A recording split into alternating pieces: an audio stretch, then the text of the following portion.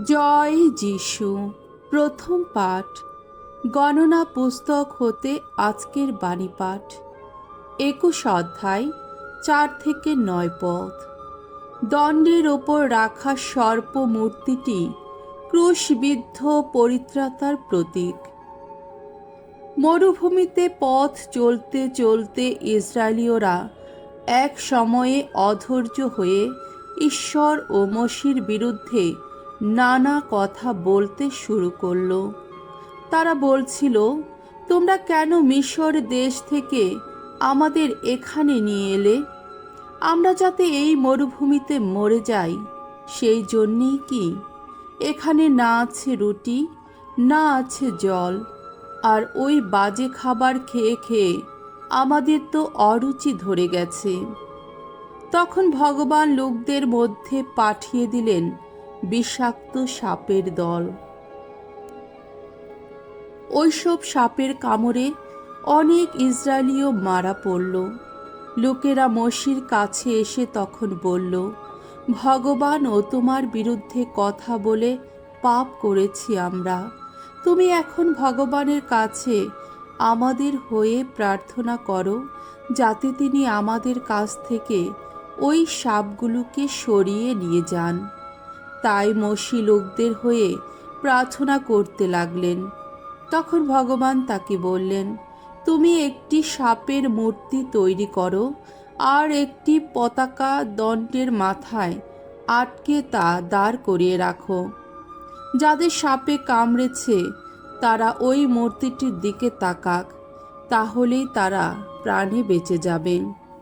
তখন মসি ব্রোঞ্জের একটি সাপের মূর্তি তৈরি করলেন এবং একটি পতাকা দণ্ডের মাথায় আটকে তা দাঁড় করিয়ে রাখলেন। কোনো সাপ যখন কাউকে কামড়াতো তখন সে ব্রোঞ্জের ওই সাপের মূর্তিটির দিকে তাকাতো আর প্রাণে বেঁচে যেত। প্রভুর বাণী। ঈশ্বরকে ধন্যবাদ। সাম সঙ্গীত 102 অধ্যায় 1 থেকে 2 পদ, 15 থেকে 20 পদ। ওগো মুক্তিদাতা, শুনো তুমি আমার প্রার্থনা। ভগবান, শুনো তুমি আমার এ যাচনা। তোমার চরণে যেন যেতে পারে আমার এই মিনতি। আমার এই সংকটে দিনে তোমার শ্রীমুখ আড়াল করে রেখো না তুমি। ওগো শুনো, কান পেতে শুনো, আমি যখনই ডাকি যেন সাড়া পাই। ওগো ভগবান, বিজাতীয়রা এবার তোমার নামের প্রতি জানাবে সম্ভ্রম। পৃথিবীর যত রাজা তোমার মহিমার প্রতি জানাবে সম্মান। কেননা ভগবান সিয়নকে আবার গড়ে তুলবেন। তিনি তো সেখানে আপন মহিমায় আবির্ভূত হবেন। যত নিঃস্ব মানুষের যাচনায় সাড়াই দেবেন তিনি, তখন তাদের কোনো মিনতি তিনি অগ্রাহ্য করবেন না। ভাবি প্রজন্মের জন্যে এই কথা লেখাই থাকুক, যাতে অনাগত সেই জাতির মানুষেরা করতে পারে ভগবানের গুণগান।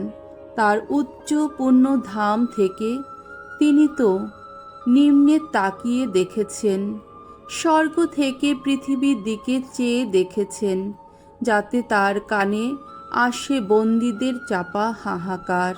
প্রাণদণ্ডে দণ্ডিত যারা, তিনি যেন তাদের বন্ধন মুক্ত করতে পারেন। বাণী বন্দনা। হে খ্রিস্ট, হে করুণা ঘন, নমঃ নমঃ। ঐশ্য বাণী সে বীজ বোনেন স্বয়ং প্রভু যীশু।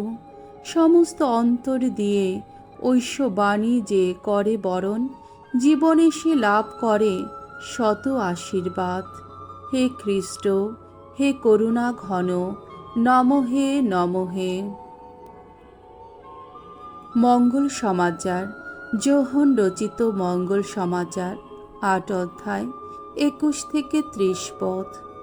যিশু আগে থেকেই এই কথা জানিয়ে দিলেন যে তাকে ক্রুশে দেবার পরেই তার শত্রুরা বুঝতে পারবে তিনি কে। যিশু একদিন ইহুদিদের বললেন, আমি এখন চলে যাচ্ছি, আপনারা আমাকে খুঁজবেন, কিন্তু আপনাদের পাপের মধ্যে পড়ে থেকেই মরবেন আপনারা। আমি যেখানে যাচ্ছি আপনারা তো সেখানে যেতেই পারেন না। ওইসব ইহুদি ধর্ম নেতা তখন বলাবলি করতে লাগলেন, ও কি আত্মহত্যা করবে নাকি? ও যে বলছে আমি যেখানে যাচ্ছি আপনারা সেখানে যেতেই পারেন না। তখন যিশু তাদের বললেন, আপনারা এই নিম্নলোকের মানুষ আর আমি ঊর্ধ্বলোকেরই মানুষ। আপনারা এই সংসারের লোক আর আমি তো এই সংসারের কেউই নই। তাই বললাম, আপনাদের পাপের মধ্যে পড়ে থেকেই মরবেন আপনারা। হ্যাঁ, আপনারা যদি এই কথা বিশ্বাস না করেন যে আমি সেই তিনি, তাহলে আপনাদের পাপের মধ্যে পড়ে থেকেই মরবেন আপনারা। তারা জিজ্ঞেস করলেন, আপনি কে? যিশু উত্তর দিলেন, গোড়া থেকেই আপনাদের আমি যা বলে আসছি আমি তাই। আপনাদের বিষয়ে আমার অনেক কিছুই বলবার আর বিচার করবার আছে, কিন্তু যিনি আমাকে পাঠিয়েছেন পরম সত্যবাদী তিনি, আর তার কাছ থেকে আমি যা কিছু শুনেছি জগতের মানুষকে আমি সেই কথাই জানিয়ে থাকি। যিশু যে পরম পিতার সম্বন্ধেই এই কথা বলছিলেন তারা তা বুঝতে পারলেন না।